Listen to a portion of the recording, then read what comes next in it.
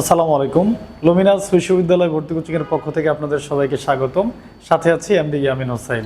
আজকের যে টপিকটা সেটা হচ্ছে ফরাসি বিপ্লব। আপনারা দেখতেই পাচ্ছেন প্রতিযোগিতামূলক যত পরীক্ষা আছে, অনেক পরীক্ষাতে বিসিএস সহ, ঢাকা বিশ্ববিদ্যালয় ভর্তি পরীক্ষা সহ যত পাবলিক বিশ্ববিদ্যালয় ভর্তি পরীক্ষা আছে, অনেক জায়গাতে আমরা দেখেছি এই ফরাসি বিপ্লব থেকে বেশ কয়েকবার প্রশ্ন এসেছে। তো আজকে আমরা ফরাসি বিপ্লব নিয়ে পড়াশোনাটা করছি। শুরুতে হচ্ছে আমরা যে কাজটা করতেছি সেটা হলো আমাদের এই ফরাসি বিপ্লবে একজন ব্যক্তির কথা আমরা না বললেই নয়। চতুর্দশ লুই, যিনি ফরাসি বিপ্লবের সময় যিনি রাজা ছিলেন, তার দাদা হচ্ছে চতুর্দশ লুই। তিনি একটা কথা বলতেন, তিনি সব সময় বলতেন আমি রাষ্ট্র। তিনি বলতেন আমি রাষ্ট্র, অর্থাৎ সে যা বলবে তাই হচ্ছে কথা, এর বাইরে অন্য কারো কোনো কথা চলবে না। যেমন ঢাকা বিশ্ববিদ্যালয়ে 2024-25 শিক্ষাবর্ষে প্রশ্ন এসেছিল আমি রাষ্ট্র উক্তিটি কার? উত্তর ছিল চতুর্দশ লুই। এই যে চতুর্দশ লুই, তিনি এইভাবে রাষ্ট্রটা চালাতেন। এবার আমরা দেখছি তার নাতি আসছে ক্ষমতায় পরবর্তীতে, যিনি হচ্ছে ষোড়শ লুই নামে পরিচিত। এখন বিষয় হলো এই যে ষোড়শ লুই, তিনি আমরা দেখেছি এই যে আমরা আজকের যে ফ্রান্সের যে রেভলিউশনটার কথা বলছি আমরা, অর্থাৎ ফরাসি বিপ্লব, এইটা আজকে এই যে ঠিক এই জায়গাটাতে, এই যেটা হচ্ছে জার্মানি, জার্মানির পাশে হচ্ছে ফ্রান্স, ঠিক এই জায়গাটাতে আমরা দেখেছি এই ফরাসি বিপ্লবটা হয়েছিল। তো এই যে ফরাসি বিপ্লব, এই ফরাসি বিপ্লবটা হওয়ার পিছনে যদি আমরা একটু ব্যাকগ্রাউন্ডটা খুঁজি, তাহলে আমরা দেখব এই যে ইউনাইটেড কিংডম, এই ইউনাইটেড কিংডম সে এক সময় মার্কিন যুক্তরাষ্ট্রকে, অর্থাৎ এই যে জায়গাটা আছে এই জায়গাটাকে উপনিবেশ করেছিল। আমরা দেখেছি 1776 সালে 4 জুলাই, এই 4 জুলাই তারিখে মার্কিন যুক্তরাষ্ট্র ব্রিটিশদের বিরুদ্ধে স্বাধীনতা ঘোষণা করে। ঠিক তখন এই যে ফ্রান্স বলল United States of America, you are very right, তুমি যুদ্ধ চালিয়ে যাও, তোমার জন্য যা যা করা দরকার আমি সব করতেছি। এবার আমরা দেখছি এই ফ্রান্স আমেরিকাকে কূটনৈতিক তৎপরতা দিয়ে তাকে সহযোগিতা করে, এবং আমরা দেখেছি তাকে অর্থ দেয় এবং সব ধরনের সামরিক সরঞ্জাম যেটাকে বলা হয় সব কিছু সে উপহার দিয়েছিল। ইনফ্যাক্ট ফ্রান্স এত পরিমাণে অর্থ ব্যয় করে ফেলে যে ফ্রান্সের রাজকোষাগার খালি হয়ে যায়। বুঝতে পেরেছেন? তো রাজকোষাগার খালি হওয়ার ফলে এই যে চতুর্দশ লুই, তিনি কিন্তু তার জনগণকে যে বেসিক যে নিডসগুলো আছে সেগুলো দিতে পারছিলেন না। প্রচুর করাপশন হচ্ছে দেশের মধ্যে। নিজের আত্মীয় স্বজনকে ষোড়শ লুই তার মতো করে চাকরি বাকরি দিচ্ছে। ঠিক ওই পরিস্থিতিতে আমরা দেখছি ষোড়শ লুই তিনি এবার ঋণ নিচ্ছিলেন। আমরা দেখছি ঋণটা কাদের কাছ থেকে নিচ্ছে, যদি আপনারা একটু আমরা এইখানটাতে একটু দেখেন, এই যে এটা হচ্ছে একটা ট্রায়াঙ্গেল। তো এই ট্রায়াঙ্গেলে আমরা দেখছি সবার উপরে হচ্ছে কিং, অর্থাৎ রাজা, রাজার পর হচ্ছে নোবেল যারা মন্ত্রী টাইপ যারা ছিলেন, তারপর হচ্ছে ক্লার্জি হচ্ছে যারা যুদ্ধ শ্রেণী, অর্থাৎ অস্ত্র শস্ত্র নিয়ে যারা দেশ রক্ষা করে, আরেকটা হচ্ছে পিজেন্ট অর্থাৎ কৃষক সম্প্রদায়। তো এইখানে এই রাজা হচ্ছে কৃষকদেরকে অস্ত্র মানে জমি দিতেন এবং খাবার দিতেন, এবং এইখানে কৃষকরা তাদের জমিতে ফসল ফলাতো এবং খাবার এবং জমির বিনিময়ে যত ফসল উৎপাদন হতো তার সবটুকুই তারা রাজাকে প্রোভাইড করে ফেলতো। তো আমরা বলছিলাম রাজার রাজকোষাগার খালি, এই জন্য রাজা আমরা দেখেছি তিনি এবার ওই দেশের যারা বুর্জোয়া সম্প্রদায়, অর্থাৎ যারা ব্যবসায়ী শ্রেণী, অর্থাৎ ধনিক শ্রেণী, যাদেরকে আমরা ইংরেজিতে বললে হয় এলিট সম্প্রদায় যারা আর কি, তো এই এলিটদের কাছ থেকে আমরা দেখেছি এই যে রাজা, এই রাজা কিন্তু সে অর্থ সহায়তা নিয়েছিল, অর্থাৎ ঋণ নিয়েছিল। তো ঋণ নেওয়ার পরে এবার এই বুর্জোয়ারা বলছে আমাদের টাকাটা ফেরত দেন, রাজাকে বলছিল। তো রাজা বলছে আমার কাছে কোনো টাকা নেই, আমি দিতে পারবো না। এবার এই বুর্জোয়ারা বলছে ঠিক আছে, আপনি যদি টাকা দিতে না পারেন অন্তত পক্ষে আপনার দুই একটা রাজ্য বা কিছু জায়গা আমাদেরকে দিয়ে দেন। তো এই বুর্জোয়াদের এই কথার প্রেক্ষাপটে আমরা দেখেছি রাজা ষোড়শ লুই তিনি বললেন আমি কিছুই দিতে পারবো না। তো বেচারা ওরা হচ্ছে খুব রাগান্বিত হয়ে যায়। তারা এবার ঠিক করে ঠিক আছে রাজা, আপনাকে আমরা দেখে নিব কিরকম। এই যে বুর্জোয়া সম্প্রদায় তারা এই কৃষকদের কাছে গেল, তাদেরকে বলল যে কৃষক, এই যে সিস্টেমটা এটাকে বলা হয় সামন্তবাদ। তো এই যে সামন্তবাদ বা ফিউডালিজম, অর্থাৎ সবার উপরে রাজা, সবার নিচে হচ্ছে কৃষক সম্প্রদায়, ফিউডালিজম, FEU, আচ্ছা একটু কারেকশন করে নিচ্ছি, ফিউডালিজম। এই যে ফিউডালিজম অর্থাৎ সামন্তবাদ, এখানে সবার উপরে রাজা, সবার নিচে কৃষক, কৃষক শুধু খাবার পাবে, খাবারের বিনিময়ে রাজাকে উৎপাদিত ফসলের সম্পূর্ণ দিয়ে দিবে। তো এই সিচুয়েশনে বুর্জোয়ারা বলছে তোমরা তো সবচেয়ে বেশি নির্যাতিত, তোমরা রাজার বিরুদ্ধে আন্দোলন করছো না কেন? তো কৃষকরা বলছে আমরা যদি আন্দোলনটা করি আমাদেরকে কে সহায়তা করবে? তখন এই বুর্জোয়ারা বলছে আমরা কি মরে গেছি, আমরা তোমাদেরকে সহায়তা করব। এবার আমরা দেখছি এই বুর্জোয়ারা এই কৃষকদেরকে নিয়ে রাজার বিরুদ্ধে যে বিপ্লবটা করেছে এইটাই হচ্ছে বেসিক্যালি ফরাসি বিপ্লব। ফরাসি বিপ্লব, এই যে ফরাসি বিপ্লবটা আমরা দেখেছি এইটাই হচ্ছে আজকের আমাদের আলোচ্য বিষয়। তাহলে আমরা ফরাসি বিপ্লবকে আমরা বেশ কয়েকভাবে বলতে পারি যে ফরাসি বিপ্লবটা বেসিক্যালি এটা ফ্রান্সে হয়েছিল এবং এই বিপ্লবটার সূচনাটা হচ্ছে 1789 সালে বিপ্লবটা শুরু হয়, বিপ্লবটা শেষ হয় 1799 সালে, অর্থাৎ 10 বছর সময় লেগেছিল। প্রশ্ন আসবে, আপনাকে প্রশ্ন করা হবে যে ফরাসি বিপ্লবটা কবে হয়েছিল? উত্তর কি হবে? 1799 সাল থেকে 1789 সাল থেকে 1799 সাল। এবার এই যে ফরাসি বিপ্লব, এই বিপ্লবের সময়কাল কত বছর? উত্তর কি হবে? 10 বছর। এই ফরাসি বিপ্লব কোন রাজার বিরুদ্ধে হয়েছিল? উত্তর কি হবে? রাজা ষোড়শ লুই। এই যে রাজা ষোড়শ লুই তার বিরুদ্ধেই বিপ্লবটা হয়েছিল। প্রশ্ন আসবে ফরাসি বিপ্লবের সময় ফ্রান্সের রাজা ছিল নিচের কোনজন? উত্তর কি হবে? রাজা ষোড়শ লুই। এবার আসেন আমরা যদি একটু পরের স্লাইডে যাই তাহলে আপনি দেখবেন এই ফরাসি বিপ্লবের সময়ে একজন ব্যক্তি যার নাম হচ্ছে রোবস্পিয়র। এই যে রোবস্পিয়র আমরা দেখতে পাচ্ছি, তার নাম যদি আমরা একটু লিখি তাহলে হবে এরকম, এই যে রোবস্পিয়র। এই রোবস্পিয়র হচ্ছে আমরা দেখছি ফরাসি বিপ্লবের নেতা, যিনি ম্যাক্সিমিলিয়ান রোবস্পিয়র নামে পরিচিত। তিনি এই যে জ্যাকোবিন একটা ক্লাব আমরা দেখতে পাচ্ছি, এই জ্যাকোবিন ক্লাবের সাথে তিনি জড়িত ছিলেন। তো এই ক্লাবের পক্ষ থেকে আমরা দেখেছি রোবস্পিয়রের নেতৃত্বে ফরাসি বিপ্লবটা হচ্ছে। এখন যদি প্রশ্ন আসে ফরাসি বিপ্লব হয়েছিল কার নেতৃত্বে? উত্তর কি হবে? রোবস্পিয়র। ফরাসি বিপ্লবের সাথে জড়িত একটি ক্লাব রয়েছে, ক্লাবটির নাম কি? উত্তর কি হবে? Jacobin club. যদি প্রশ্ন আসে সন্ত্রাসবাদের জনক বলা হয় কাকে? তাহলে উত্তর কি হবে? ম্যাক্সিমিলিয়ান রোবস্পিয়র। কারণ তিনি চোরাগুপ্তে হামলা চালিয়ে জনগণকে ভয়ের মধ্যে রেখে আমরা দেখেছি ষোড়শ লুইয়ের বিরুদ্ধে তিনি কিন্তু আন্দোলন করেছিলেন। এবং এইটা ষোড়শ লুই যখন তাকে যখন আটক করা হয় তখনও তিনি এই সন্ত্রাসবাদ সিস্টেমটা চালু রেখেছিলেন ফ্রান্সে। এই জন্যই কিন্তু 10 বছর সময় লেগেছে বিপ্লবটাতে। হোয়াটএভার। তো এবার এই যে আমরা দেখছি ষোড়শ লুইয়ের বিরুদ্ধে যে আন্দোলনটা হচ্ছে, এই আন্দোলনের সময় আমরা দেখেছি একটা দুর্গ ছিল, আপনারা দেখতে পাচ্ছেন এই যে দুর্গটা, এই দুর্গতে এনে রাজা ষোড়শ লুই মানুষজনকে অত্যাচার করত।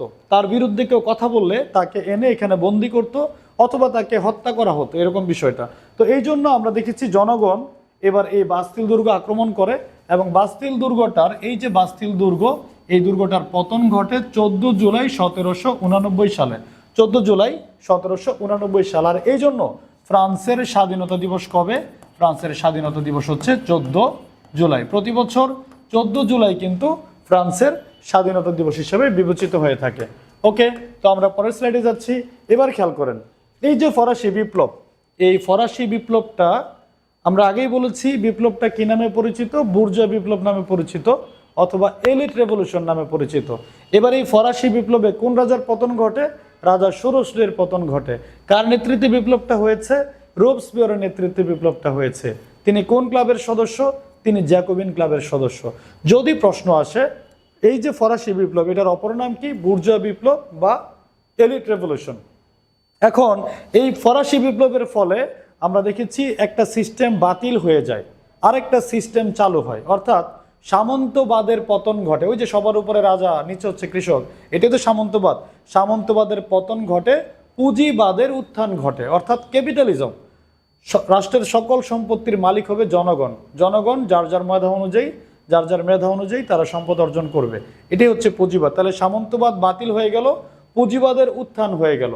এখন এই যে ফরাসি বিপ্লবটা, এই বিপ্লবের সময় রোবস্পিয়র যেমন নেতা ছিলেন, পাশাপাশি 3 জন রাইটার আমরা দেখতে পাচ্ছি। একজন হচ্ছে এই যে ভলতেয়ার, একজন ফ্রেঞ্চ দার্শনিক। আমরা দেখতে পাচ্ছি এই যে জ্যাজেক রুশো, তিনি হচ্ছে একজন কি বলে, তার জন্ম হচ্ছে সুইজারল্যান্ডে। তো উনি এই বিপ্লবের উপরে তিনি অনেক অবদান রেখেছিলেন। এবং আমরা দেখছি আরেকজন ব্যক্তি যার নাম ছিল মন্টেস্কু, চার্লস মন্টেস্কু। এই তিনজন ব্যক্তি আমরা দেখছি ফরাসি বিপ্লবে ব্যাপক অবদান রেখেছিলেন। তো এই ক্ষেত্রে আপনি যদি খেয়াল করেন তাহলে দেখবেন যে এই যে মানুষগুলা, এই মানুষগুলা প্রচুর লেখালেখি করতো, জনগণ তাদের লেখা পড়ে উদ্বুদ্ধ হতো এবং উদ্বুদ্ধ হয়ে আমরা দেখেছি তারা কিন্তু বিপ্লবে আরও বেশি পরিমাণে অবদান রাখা শুরু করে। ফর এক্সাম্পল, আপনি যদি খেয়াল করেন এই যে ফরাসি বিপ্লব, এই বিপ্লবের যে স্লোগানটা, ফরাসি বিপ্লবের স্লোগানটা কি?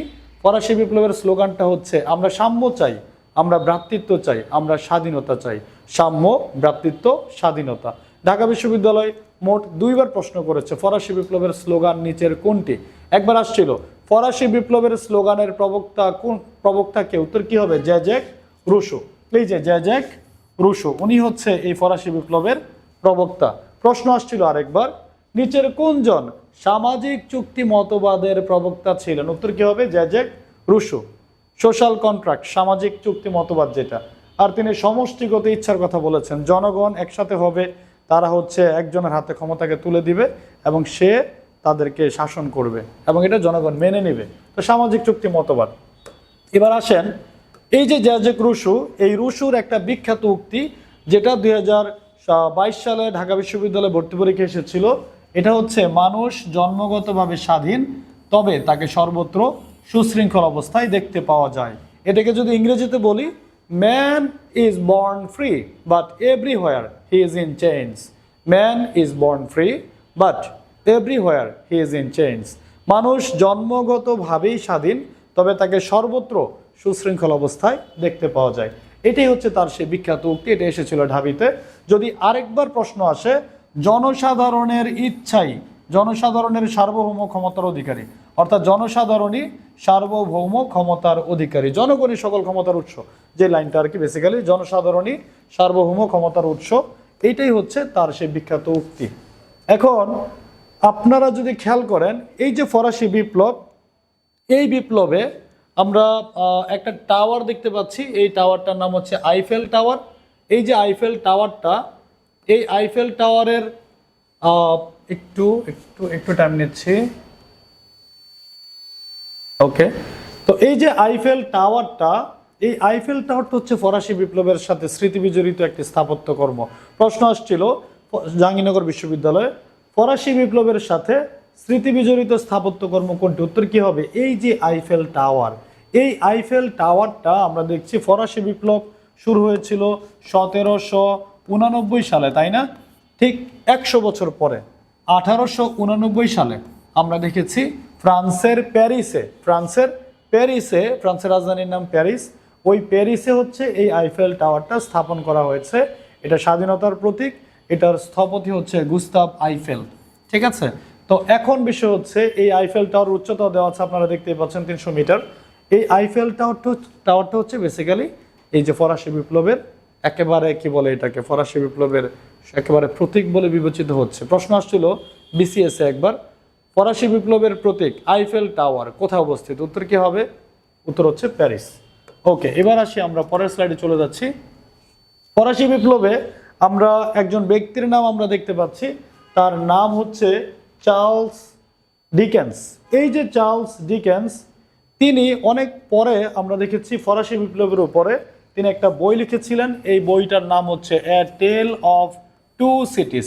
এ টেল অফ টু সিটিজ, দুইটি শহরের গল্প।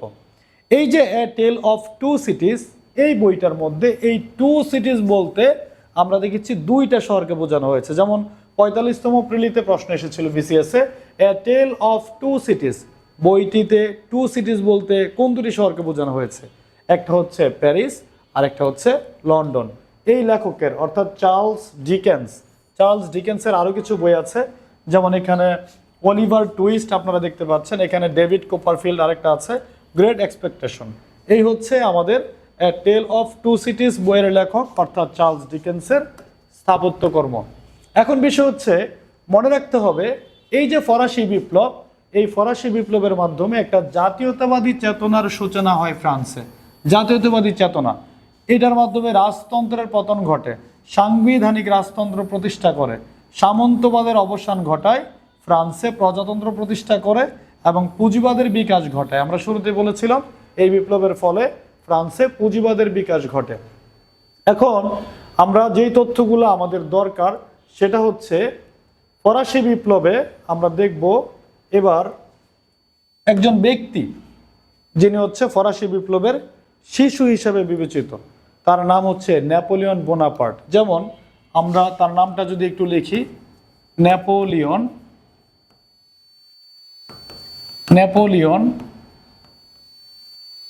বোনাপার্ট।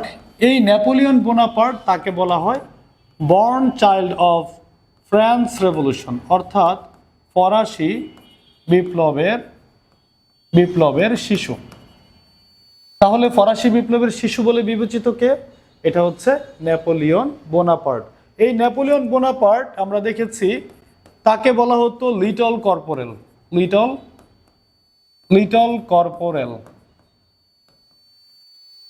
কর্পোরেল, তার আরেকটা উপাধি ছিল এটা।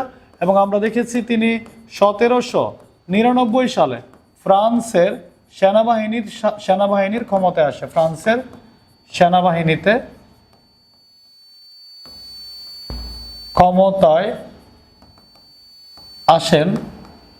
এবং আমরা দেখেছি তিনি 1804 সালে নিজেকে রাজা ঘোষণা করেন। 1804 সালে নিজেকে ফ্রান্সের রাজা ঘোষণা করেন। এই হচ্ছে সেই নেপোলিয়ন বোনাপার্ট। এবং আমরা দেখেছি তিনি পরবর্তীতে একেবারে অনেকগুলো যুদ্ধ করেন, তার হিস্ট্রি আমরা অন্য সময় দেখব, অসুবিধা নেই। তো আমরা বলছিলাম ফরাসি বিপ্লবের কিছু লেখকের কথা, তার মধ্যে একজন হচ্ছে কে? জ্যাজেক রুসো, যিনি একজন সুইজারল্যান্ডে যার জন্ম হয়েছিল এবং তিনি বলেছিলেন মানুষ জন্মগতভাবে স্বাধীন, তবে তাকে সর্বত্র সুশৃঙ্খল অবস্থায় দেখা যায়। ঠিক এইরকমভাবে আমরা আরও একজন লেখককে দেখেছিলাম ফরাসি বিপ্লবে, তার নাম হচ্ছে চার্লস মন্টেস্কু। এই যে চার্লস মন্টেস্কু, তিনি আমরা দেখেছি তিনি হচ্ছে ক্ষমতার স্বতন্ত্রীকরণ নীতির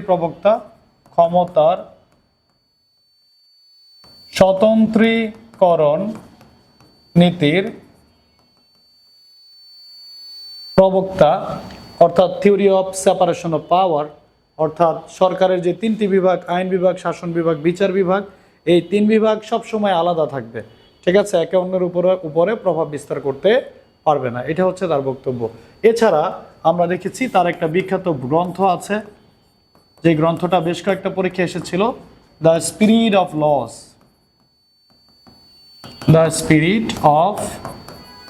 লস। এই হচ্ছে চার্লস মন্টেস্কু। ওকে, এবার হচ্ছে আমরা একেবারেই যদি সামারিটা করি পুরো ক্লাসটার, নাম্বার 1 কথা হচ্ছে ফরাসি বিপ্লব ফ্রান্সে হয়েছিল, রাজা ষোড়শলুইয়ের বিরুদ্ধে হয়েছিল। রাজা ষোড়শলুইয়ের পতনের মাধ্যমে আমরা দেখেছি পুঁজিবাদের উত্থান ঘটে, সামন্তবাদের পতন ঘটে, বাস্তিল দুর্গের পতনের মাধ্যমে রাজা ষোড়শলুইয়ের পতন ঘটে যায়। এবং আমরা দেখেছি রাজা ষোড়শলুইকে 1793 সালে তাকে গিলোটিন নামক ধারালো অস্ত্র দিয়ে, গিলোটিন মানে গলাটা রাখা হয়, চাপ দেওয়া হয়, মাথাটা পড়ে যায়, এভাবে তাকে 1793 সালে হত্যা করা হয়। এবং সে মারা যাওয়ার পরে আমরা দেখেছি এই বিপ্লবটা হয়েছিল কার নেতৃত্বে? রোবসপিয়ারের নেতৃত্বে। তিনি একটা ক্লাবের সদস্য, সেই ক্লাবটার নাম কি? Jacobin club. আমরা দেখেছি এই বিপ্লবের একজন মানে বিশাল অবদান রেখেছে একজন ব্যক্তি লেখনির মাধ্যমে, তার নাম হচ্ছে জ্যাজেক রুসো। তিনি হচ্ছে আমরা দেখেছি ফরাসি বিপ্লবের যে স্লোগান, আমরা সাম্য চাই, আমরা ভ্রাতৃত্ব চাই, আমরা স্বাধীনতা চাই, এই যে সাম্য, ভ্রাতৃত্ব, স্বাধীনতা, এই মূল মন্ত্রের প্রবক্তা হচ্ছে তিনি। এবং আমরা দেখেছি এই বিপ্লবের মাধ্যমে পরবর্তীতে 100 বছর পূর্তি উপলক্ষে আইফেল টাওয়ার স্থাপন করা হয়, যেটা ফ্রান্সের প্যারিসে অবস্থিত। এছাড়া এই বিপ্লবের শিশু বলা হয় নেপোলিয়ন বোনাপার্টকে, এবং যিনি পরবর্তীতে ফ্রান্সের রাজা হয়েছিলেন। এই হচ্ছে আমাদের আজকের ক্লাস, এই 10 বছরের বিপ্লব। ইনশাল্লাহ পরবর্তী কোনো এপিসোডে আবার দেখা হবে, ততদিন সবাই ভালো থাকবেন, সুস্থ থাকবেন। আসসালামু আলাইকুম।